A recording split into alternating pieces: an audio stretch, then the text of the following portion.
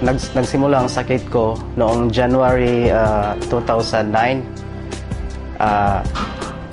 Isang gabi, biglang sumakit ang aking tiyan, napakasakit. Hindi ako makagalaw, hindi ako lakad, hindi ako makakain, hindi ako makainom.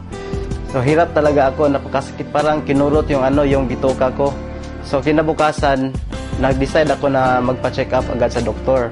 So pagdating ko sa doktor, sabi niya sa akin, kailangan ko raw na mag-ultrasound. So binigyan niya lang ako ng pain reliever.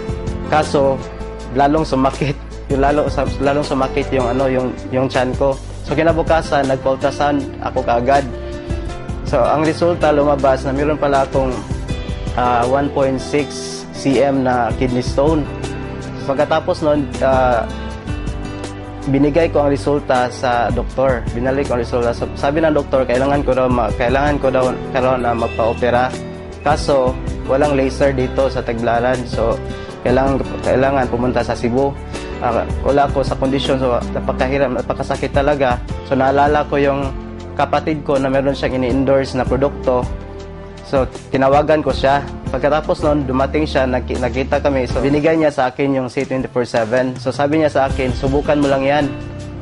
Dahil makakatulong yan sa'yo. So sabi niya sa akin, inumin ko raw 6 capsules per day. Ininom ko lang yun. Kinabukasan, naramdaman ko na medyo guminawa yung pakiramdam ko. So makakain ako, makagalaw na ako. So pinagpatuloy ko lang yung pag-inom hanggang sa dumating ang 5 araw. So after 5 days, napansin ko na wala na talaga akong nararamdaman. So nag-decide ako na magpa-ultrasound ulit. So pagkalabas ng resulta, nagulat na lang ako, na-shock na lang ako na nawala na pala yung kidney stone. So sabi sa akin ng doktor, anong ginawa mo? Sinabi ko sa niya na C24/7 lang to.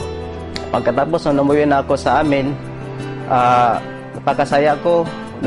Na-save ko yung pera ko para opera. So hindi na ako na operahan.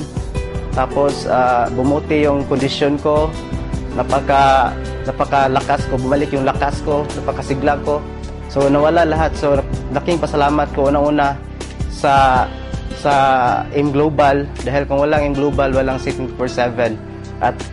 At sa aking kapatid rin, dahil kung wala siya, hindi ako gagaling, hindi ko masubukan yung produkto.